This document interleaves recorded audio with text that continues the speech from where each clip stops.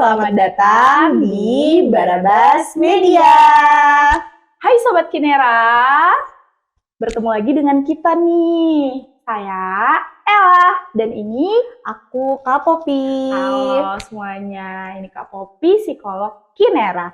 Nah, jadi nih kali ini kita bahas apa ya? Bahas apa ya Kak Pop? Kira-kira apa nih lah topik yang menarik hari ini untuk kita bahas? Apa ya Kak? Kayaknya Kak, di era kita yang sekarang ini ya, yang udah ada Gen Z, Gen Alpha, Gen Beta. Yap. Lagi kan sekarang ini ya eranya era digital banget ya Kak ya. Yang mana-mana anak sekarang itu tuh penuh dengan teknologi, internet.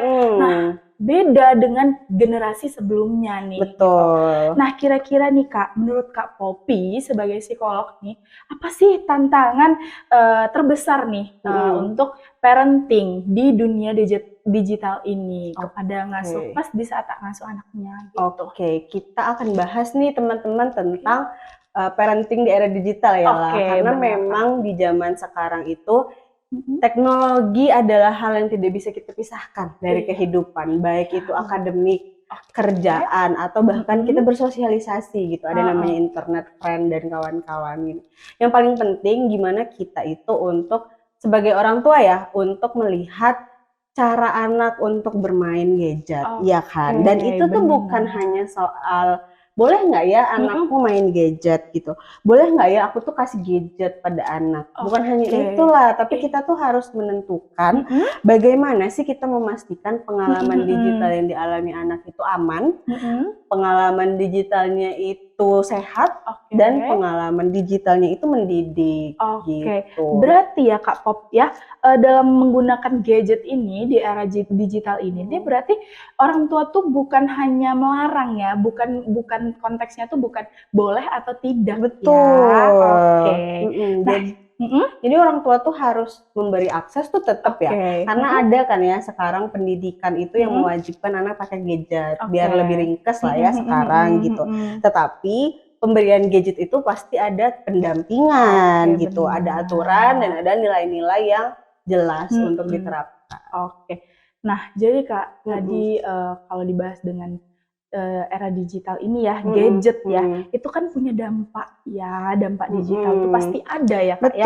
Nah jadi kita tuh kan sering dengar ya, kalau dunia online tuh sangat mempengaruhi nih perilaku anak. Nah kira-kira menurut Kak Popi nih, pengaruhnya tuh sebesar apa sih Kak? Iya sebenarnya kalau gadget tuh pasti orang tua juga udah pada aware ya harusnya tentang dampak-dampak yang diberikan gadget kepada anak. Itu bisa dampaknya itu yang pertama kita bisa terdampak secara kognitif dalam artian cara anak itu berpikir gitu.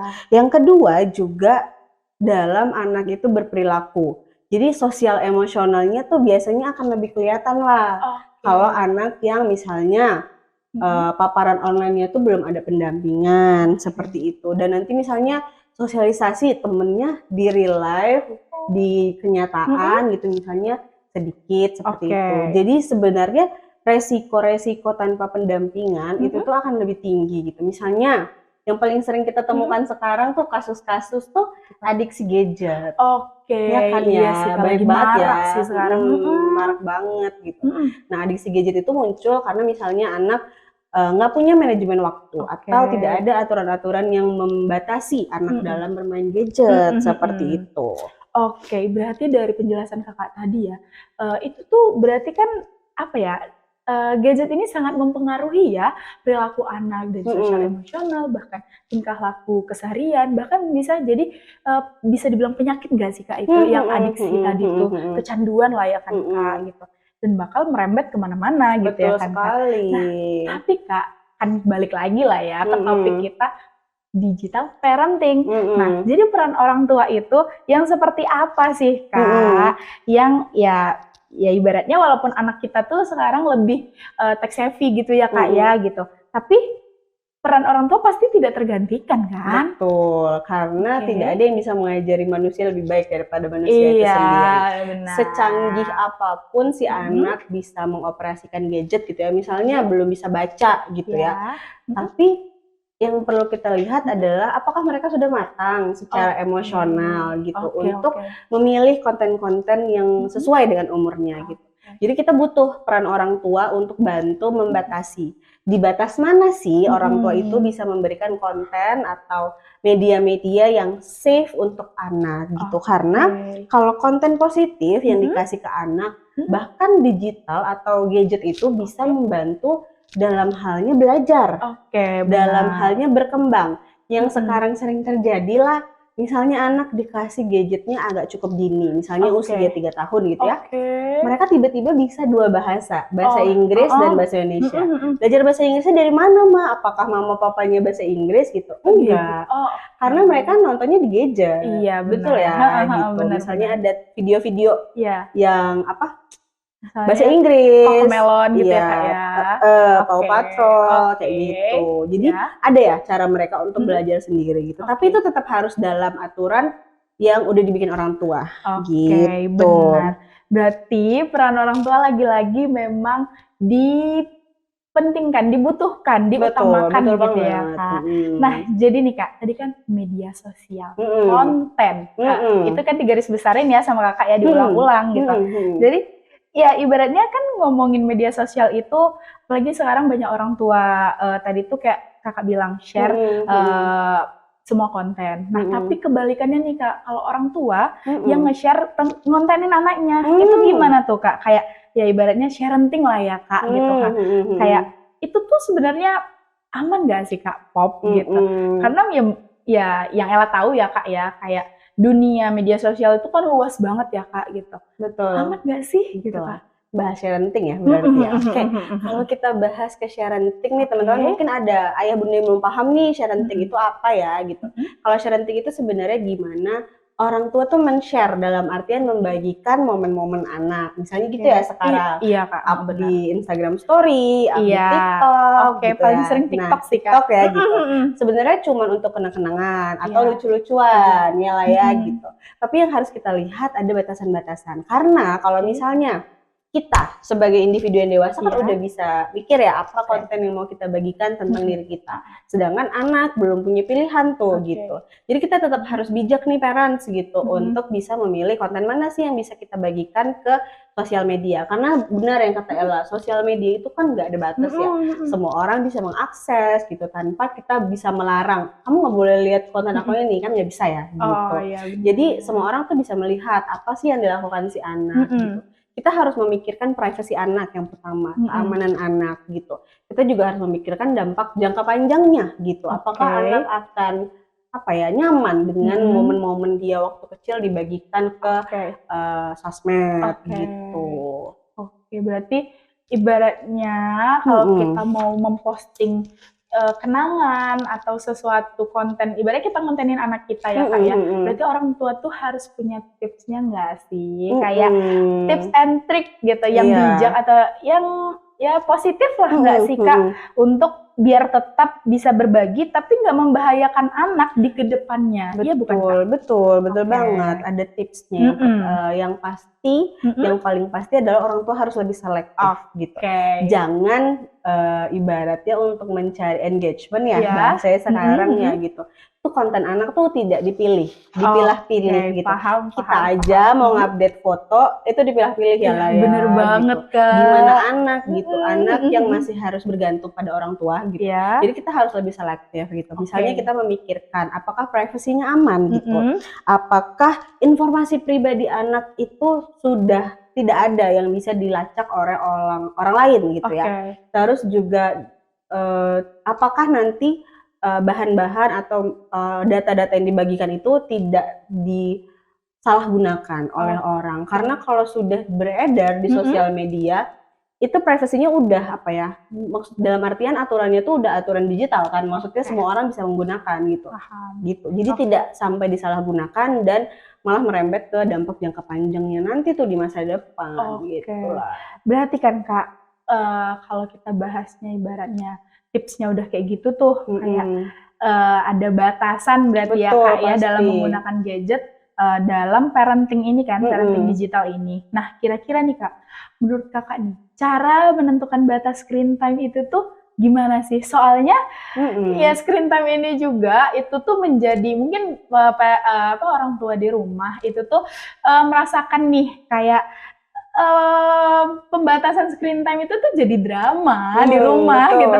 betul. Itu gimana menurut kakak tuh? Betul. Gimana? Sebenarnya screen time ini memang topik yang ini ya, hot topic ya, gitu ya sebenarnya. Karena screen time tuh emang agak tricky kalau orang tua mau ngasih.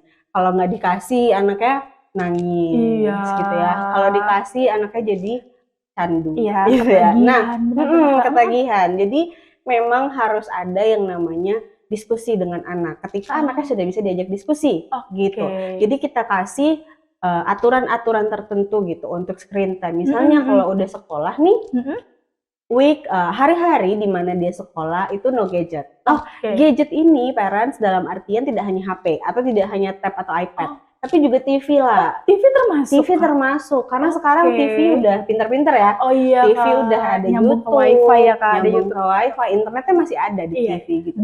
Jadi tetap harus dibatasin juga. Misalnya tidak ada gadget di hari-hari sekolah gitu. Tapi pas weekend dikasih waktu misalnya 2 jam gitu. Itu harus ada batasan-batasan tertentu yang orang tua harus pegang gitu.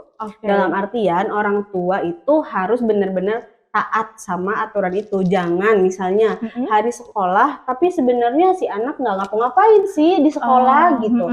Jadi mungkin akan bosan gitu, nggak apa-apa lah dikasih gadget, tidak boleh. Karena harus terstruktur dan anak itu harus tahu apa yang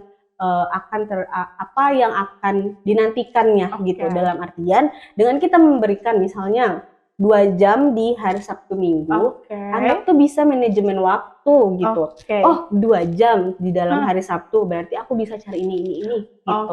Aku bisa main ini 30 menit, main ini 30 menit gitu. Kan kita ajarin tuh manajemen waktunya sebenarnya gitu. Jadi banyak yang bisa diajarin dari pembatasan screen time gitu. Nah, kita kan udah bahas screen time nih Kak. Nah, kira-kira ada nggak sih Kak selain screen time ini sendiri gitu yang buat terutama menarik perhatian kita di digital ini gitu. Untuk anak ya. Dalam artian gimana ya parents itu harus mengasuh anak benar-benar gitu ya selain screen time. Screen time itu emang penting banget. Jadi emang biasanya jadi hot topic tuh itu karena biasanya jadi salah satu pintu yang membuka ke arah tadi kecanduan gadget gitu ya. Tapi nggak cuma screen time, bener banget lah nggak cuma screen time. Yang pertama yang bisa kita ajari adalah kenapa kalau aku sebagai psikolog gitu ya dalam praktiknya sering merekomendasikan orang tua itu memberikan gadget ketika anak sudah cukup matang secara kognitif. Karena yang pertama anak itu harus diajari apa sih internet itu, apa sih yang ada di internet, dan apa sih manfaat dan resikonya. Kita nggak hanya ceritain manfaat ya, kita nggak ceritain baik-baiknya aja, tapi kita harus ceritain resiko-resikonya. Seperti itu. Ya, Kak, betul, dampaknya positif dan negatif ya parents ya. Jadi kita diskusikan tuh ke mereka bagaimana sih internet itu sebenarnya gitu. Nggak cuma untuk nonton atau main game. Kan game sekarang udah banyak yang interaktif ya. Benar. Jadi mereka juga bisa bersosialisasi lewat game. Benar-benar. Yang kedua, itu kita harus memastikan anak tuh pakai pengaturan privacy. Misalnya password, yang kayak gitu-gitu. Atau cara untuk age restricted biasanya. Jadi misalnya aplikasi-aplikasi tertentu itu nggak boleh digunakan anak secara pribadi. Dalam artian misalnya Instagram. Instagram itu kan kalau nggak salah harus 12 tahun ya, gitu minimal. Ada batasan usia. Ada batasan usia. Kalau di bawah itu biasanya harus ada parental guide. Gitu. Benar. Dan juga yang bisa dimanfaatkan adalah biasanya tuh family link. Biasanya. Jadi family link satu keluarga, satu akun per keluarga itu masuk ke dalam satu grup family. Jadi orang tuanya bisa ngatur dari HP orang tua. Misalnya waktu hari ini sudah habis, HP-nya kekunci, nggak bisa dibuka sama si anak. Atau orang tua bisa untuk melihat, menyusuri riwayat-riwayat tontonan anak. History ya Kak? Ya, history gitu. Nggak cuma history tontonan, history aplikasi yang di-download. Itu kan juga bisa dilihat ya. Gitu. Dilihat dari. Jadi orang tua bisa lihat apakah si anak itu sudah sesuai usianya untuk menggunakan sosial media apa belum gitu. Kalau misalnya belum gitu ya, kita harus benar-benar dalam artian ini ya faithful gitu ya untuk mengasuh anak secara media, secara digital gitu. Nah selain itu juga tadi kita harus komunikasi. Komunikasinya itu bicara tentang pengalaman online. Misalnya di media itu, ini untuk anak yang udah agak remaja mungkin ya, ada cyberbullying. Kita harus jelaskan dampaknya seperti apa gitu. Sekarang kan juga lagi marak ya pakai akun anonim gitu. Kita nggak tahu siapa yang akan jadi korban gitu. Atau kita nggak tahu siapa yang akan jadi pelaku. Atau komentar-komentar di suatu video gitu ya, kayak netizen-netizen itu kan. Betul gitu. Itu mungkin ya, jadi kita harus tetapkan juga aturan. Aturan tuh nggak cuma screen time. Misalnya di meja makan no gadget gitu. Jadi di meja makan kita mindful untuk makan bareng-bareng. Itu misalnya. Atau yang kedua, tidak ada gadget di kamar. Jadi anak tidak boleh membawa masuk HP, anak tidak boleh masuk iPad, atau ketika mau tidur, HP-nya dikumpulkan 2 jam sebelum. Itu biasanya paling bagus, karena kalau misalnya kita narik gadget ya, itu deket-deket jam tidur, anak akan lebih kesulitan tidur sebenarnya. Jadi minimal 1 jam udah mati gitu HP-nya, atau udah nggak di tangan lagi untuk tidur gitu. Baik Kak. Nah, tadi sebenarnya tertarik sih Kak untuk bahas, habis itu kan tadi Kakak ada bilang aturan ya. Iya, gitu. betul. Nah, tapi sebelum aturan nih Kak, tadi ada terbesit sedikit. Mungkin cukup penting ini untuk pengetahuan oleh parent di rumah. Nah, jadi Kakak ada bahas tuh kognitif yang matang anak gitu. Nah, itu tuh mungkin ada beberapa orang tua yang mungkin belum tahu ya Kak, kira-kira untuk resiko, menjelaskan resiko untuk digital ini, gadget anak dalam pemakaiannya itu tuh. Nah, itu tuh kira-kira usia berapa ya Kak ya? Untuk matang secara kognitif. Biasanya nih kalau matang secara kognitif kita tuh bisa ngira-ngira kok parents gitu. Sebenarnya dalam artian anak tuh sudah bisa paham nggak ya ketika kita komunikasi dua arah yang lebih dalam seperti itu. Dan biasanya kalau kita patokan usia atau patokan kelas itu biasanya anak SMP awal, anak SMP awal kelas 1, kelas 2 itu udah bisa tuh diajak untuk diskusi bareng-bareng gitu. Apa sih yang ada di dalam internet gitu, atau anak SD kelas-kelas 6 itu juga udah bisa sih gitu. Tapi enggak semua anak SD kelas 6, anak SMP kelas 1 2 tetap harus kita sesuaikan dengan anak masing-masing gitu. Karena berarti pasti berbeda ya kapasitas kognitifnya. Berarti balik lagi itu berbeda ya Kak ya. Jadi kita lihat tergantung anaknya masing-masing. Betul. Karena kalau misalnya kata psikolog itu bisa tuh kelas 1, tapi ternyata kapasitas kognitifnya tuh belum mumpuni. Nanti malah ada kesulitan belajar yang lain. Misalnya jadi sulit fokus. Sekarang juga sering nyala keluhan-keluhan tuh sulit fokus gitu. Jadi itu bisa jadi salah satu pemicunya tuh dari gadget. Kalau misalnya tidak bijak. Berarti balik lagi untuk kognitif matang itu setiap individu beda-beda. Dan lagi-lagi aturan, balik lagi. Jadi untuk diskusi bareng untuk masih yang umurnya 12 tahun atau ibarat tadi kata Kakak, bisa aja dia di umur 8 tahun udah matang nih kognitifnya gitu. Tapi dalam artian matang kognitif kita juga harus cek tadi, matang secara emosional. Emosional juga ya parents. Tidak boleh pilih-pilih ya. Iya, berarti bukan hanya kognitif, tapi emosionalnya juga. Lalu, berarti kalau sebelum matang nih kognitif dan emosionalnya, berarti kan harus ada aturan yang jelas nih kan Kak dari parenting. Nah, jadi Kak, kita berbagi nih tips lagi. Jadi, kalau misalnya nih, siapa aturan keluarga itu tuh sebenarnya yang seharusnya siapa sih yang harus menjalankan? Apakah anak saja atau gimana Kak? Betul. Yang biasanya nih yang sering terjadi aturan itu ditetapkan ke anak aja. Idealnya nih parents yang harus menjalani aturan tuh nggak cuma anak, tapi seluruh saudara. Misalnya nggak cuma sendiri ya anaknya, jadi seluruh saudara gitu. Dan juga orang tua. Kadang yang keskip adalah orang tua.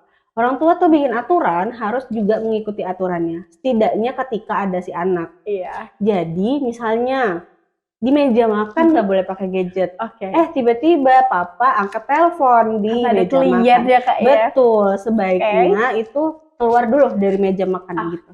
Jadi kita sama-sama untuk menetapkan aturannya itu satu keluarga gitu. Jadi anak tuh merasa adil dan anak tuh bisa memahami, oh aturan ini dijalani oleh seluruh keluarga aku loh, nggak cuman aku gitu. Dan nggak bertanya-tanya, kenapa cuman aku yang dikasih aturan, kenapa cuman aku yang dibatasi, tapi kakak-kakakku boleh tuh main gadget gitu. Kalau misalnya ada yang mau melanggar, misalnya si kakak tuh butuh iPad di hari-hari sekolah, dijelaskan. Misalnya kakak butuh iPad karena harus mencari jawaban-jawaban soal mengerjakan PR gitu ya, butuh desain gitu ya Kak. Iya, jadi harus tetap ada diskusi. Makanya kita harus sering-sering sih ngajak diskusi anak terkait aturan juga gitu, dan aturannya harus diterapkan ke seluruh anggota keluarga. Berarti bukan hanya parent aja, bukan hanya anak, tapi semua keluarga, termasuk kakak, adik, ataupun saudara, sepupu juga Kak. Saudara yang ada di rumah. Yang ada di rumah. Berarti kalau neneknya di rumah, berarti juga ikutin ya. Iya, itu penting lah. Berarti kayak tadi kan Kak bilang, kalau di simpelnya ya, kayak misalnya orang itu lagi family time nih, lagi makan bareng, itu kan nggak boleh ada gadget, nggak boleh ada HP atau apapun itu. Misalnya ada telepon kan kita harus keluar ya, gitu sebagai orang tua gitu. Nah, berarti kan itu akan diikutin oleh anak-anaknya nih. Betul. Kalau akan diikutin kan berarti role model ya Kak ya. Betul. Nah, jadi anak itu kan pernah nggak sih kakak dengar kalau anak itu peniru ulung gitu. Nah, jadi seberapa penting sih orang tua itu menjadi role model sebenarnya? Betul. Sebenarnya anak-anak tuh paling kental belajar dari lingkungan lah. Gitu. Biasanya yang sering kita dengar tuh learning by doing ya. Learning by doing anak-anak tuh kental banget, dalam artian kita nunjukin satu perilaku itu bisa dicontoh tuh di kemudian hari gitu, besokannya gitu. Nah, ini kenapa aturan itu harus ditetapkan ke seluruh anggota keluarga, karena anak itu pencontoh ulung gitu ya, peniru ulung ya tadi ya lah ya gitu. Nah, itu tuh orang tua kenapa harus mencontohkan biar anak tuh juga ikut ke aturannya. Misalnya anak dikasih screen time 2 jam gitu, tapi malah papanya di sebelahnya tuh seharian main iPad gitu. Nah, itu kan jadinya nggak imbang ya parents ya gitu. Dan ketika besoknya anak dikasih iPad terus dia melanggar screen time, udah lewat 2 jam diambil sama parents, bisa-bisa dia ngomong, orang mama kemarin main iPad seharian gitu. Bayang ya gitu. Apalagi sekarang Gen Alpha udah mulai lebih ini ya lebih asertif lah ya, dia bilang lebih bijak gitu untuk memberi gitu. Jadi kita harus tahu kalau apapun yang kita lakukan itu di hadapan anak itu pasti akan diserap, terutama pada anak-anak yang lebih muda. Mereka akan menyerap, mereka akan mencontoh gitu. Jadi sebaiknya aturan itu dimulai dari kita, diterapkan ke kita biar anak bisa mencontohnya lebih smooth lah ya, lebih enak kita juga gitu. Berarti kan Kak, dari penjelasan Kakak ini sebenarnya kita ya berulang ke ya bisa dibilang tuh kalau parenting ini itu tuh dilihat, dimulai dari kebiasaan yang ada paling utama, misalnya orang tua itu kan paling tua di rumah gitu ya. Berarti kebiasaan orang tua itu menjadi role model utama gitu ya Kak ya. Jadi memang orang tua yang harus memulai, misalnya digital hygiene ya teman-teman gitu. Orang tua yang memulai misalnya memilah-milih konten, memastikan privacy, juga pastikan untuk selalu bijak dalam bersosmed gitu. Kan kita sebagai individu dewasa tuh pasti udah tahu ya gimana bijak enggaknya. Terapkan juga ke anak gitu. Tapi lagi-lagi kita harus diskusikan ke anak ya Kak ya, untuk biar digital parenting ini nih lebih enak ke semua satu keluarga gitu ya Kak ya. Mungkin itu aja kali ya Kak, atau ada lagi nggak nih Kak yang tentang parenting digital nih, digital parenting yang kira-kira mau Kakak sampaikan lagi? Yang harus diingat, parent itu bukan berarti kita tidak boleh memberi gadget ya kepada anak, karena gadget itu banyak banget manfaatnya. Yang kita harus pastikan adalah pendampingannya, aturannya yang terstruktur dan terjadwal gitu ya. Jadi si anak tuh bisa untuk mengetahui gitu apa aja sih yang sebenarnya ada di gadget dan kenapa sih aku tuh diatur bermain gadget gitu. Dan yang penting juga adalah aturan itu dimulai dari diri sendiri. Dalam artian aturan dimulai dari orang tua untuk nanti anaknya bisa meniru contoh yang baik. Baik. Mungkin itu saja. Oke, baik Kak. Berarti bisa kita simpulkan adalah bermain gadget itu boleh, tapi harus tetap ada aturan. Yap. Oke, benar Kak? Harus bijak. Iya, harus ada aturan, harus bijak, dan harus mendidik dan sehat iya, sih. itu untuk parenting. Oke, Ya kan Kak? siap. Oke, mungkin itu aja ya yang bisa kita share nih ilmu dari digital parenting dari psikolog kita, dari Kak Poppy. Oke. Mungkin Sobat Kinera, kami sampai sini aja ya. Oke. Kita nanti mungkin bisa lanjut di episode selanjutnya. Oke, terima kasih. Oke, terima kasih.